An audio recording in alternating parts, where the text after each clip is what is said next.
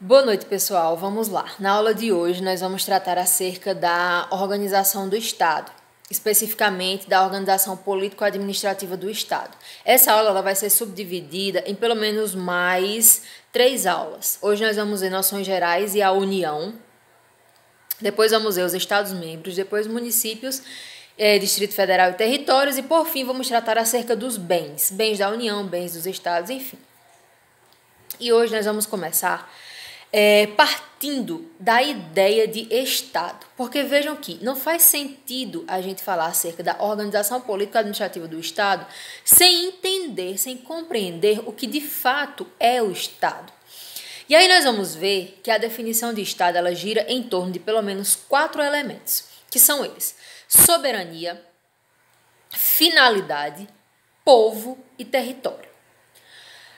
Porque para falar de Estado, a gente precisa falar de soberania. Gente, a soberania de um Estado, ela pode ser considerada sob 2 aspectos. No aspecto interno, quando nós sabemos que, por exemplo, o Estado ele não é limitado por nenhuma das estruturas que o compõem internamente. Por exemplo, a República Federativa do Brasil, ela não é limitada, ela não tem sua ação limitada por algum município ou por algum estado, ou por algum estado membro, né?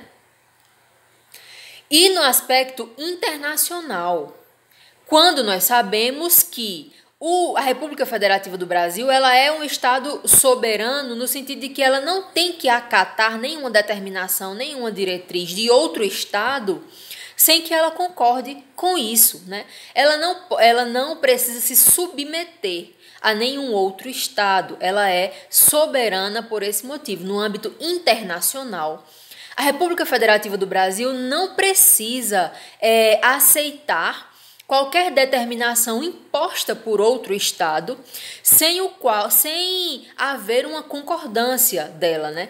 No âmbito internacional, todos os estados soberanos estão em pé de igualdade. Por isso que não há que se falar em obrigatoriedade de submissão do Brasil, por exemplo, a alguma determinação ou algum preceito estabelecido por outro estado.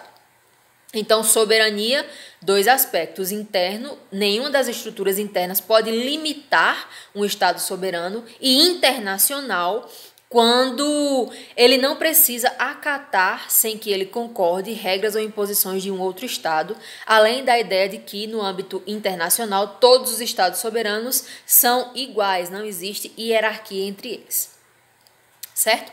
Mas a ideia de Estado também gira em torno da finalidade. Qual é a finalidade de um Estado? E aí a gente vai ver que a finalidade está diretamente ligada com o povo, né, que é o terceiro elemento que compõe a ideia de Estado. O primeiro, soberania; o segundo, finalidade; o terceiro, povo. Um Estado ele tem naturalmente a finalidade de promover o bem geral do povo, do seu povo, certo? Então, não há que se falar em Estado sem a existência de um povo.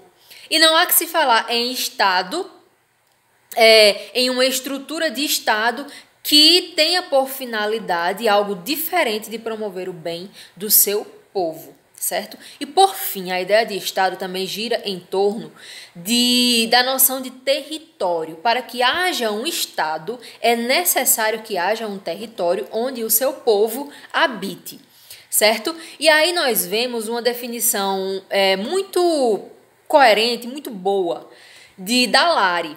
Ele diz que o Estado é a ordem jurídica soberana que tem por fim o bem comum de um povo situado em determinado território. Então, vemos aí, nessa definição, nós vemos a presença dos 4 elementos. Ordem jurídica soberana. Então, soberania está diretamente atrelada à ideia de Estado. Que tem por fim, né, que tem uma finalidade. O bem comum do seu povo. Então, precisa-se de um povo situado em determinado território. Então, entendendo o porquê desses 4 elementos, vocês vão conseguir definir a ideia de Estado em qualquer circunstância, em qualquer questão que vocês se depararem aí pela frente, certo? E aí, gente, nós vamos ver que Quando a gente fala de Estado, a gente também pode falar sobre formas de Estado.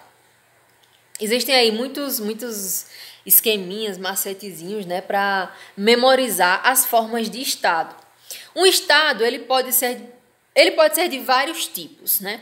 Mas especialmente e principalmente de dois tipos. O Estado pode ser do tipo unitário e do tipo federado.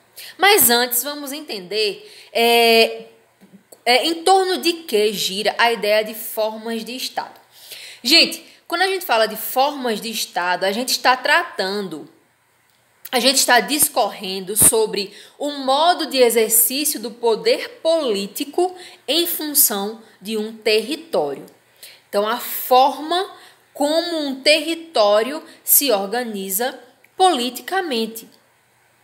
Essa definição também não nos deixa dúvidas, né, quanto a entender que, por exemplo, um Estado pode ser do tipo unitário ou do tipo federado, como o nosso. O que significa isso? A forma de organização política que foi escolhida em função do território, certo? Então, como eu disse, um Estado ele pode ser de vários tipos, mas especialmente, né, os mais comuns são dois tipos.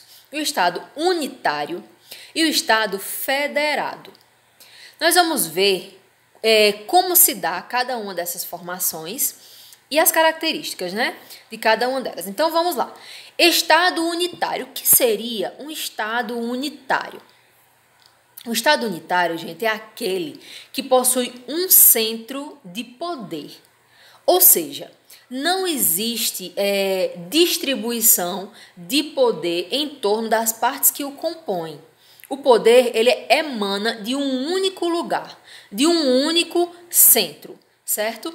E aí a gente vê que um Estado unitário não possui senão um centro de poder que se estende por todo o território e toda a população e controla todas as coletividades regionais e locais.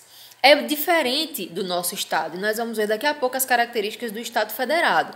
E vocês vão ver o quanto, né, é diferente uma formação da outra. Um Estado unitário ele pode ser descentralizado e geralmente o é.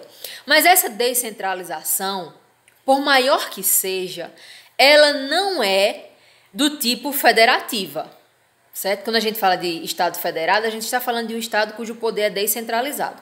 No Estado unitário, por mais descentralizado que alguns estados sejam, não chega nem perto da descentralização que acontece quando a gente está falando de um Estado federado, certo? Ou federativo.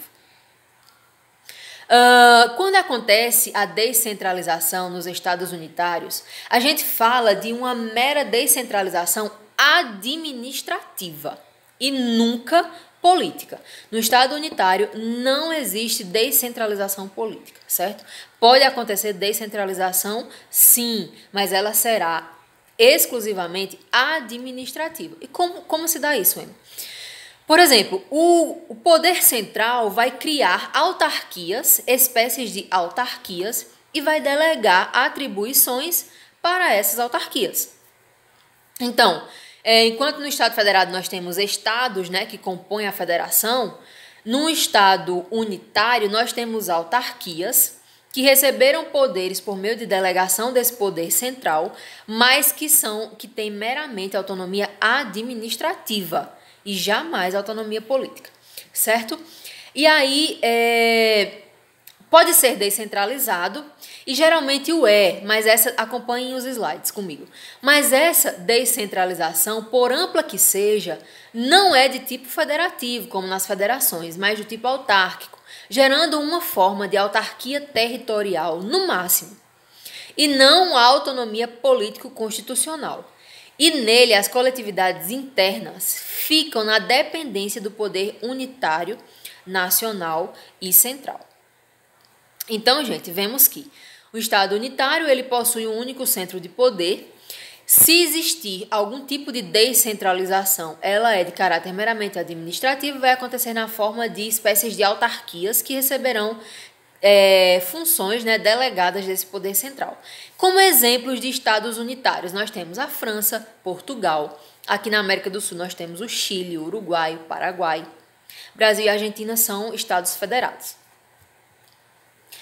E aí, fazendo um contraponto entre um estado unitário e uma federação, nós temos que, na federação, que é o nosso caso, existe uma descentralização política. Existe uma repartição de competências. Como assim descentralização política? Ora, existem entes que compõem essa federação e cada um deles é politicamente autônomo, né? Podendo se auto-organizar, podendo elaborar suas próprias constituições, suas próprias leis. Então, eleger, né, os seus representantes, a população eleger representantes específicos, né, representantes políticos específicos de cada localidade.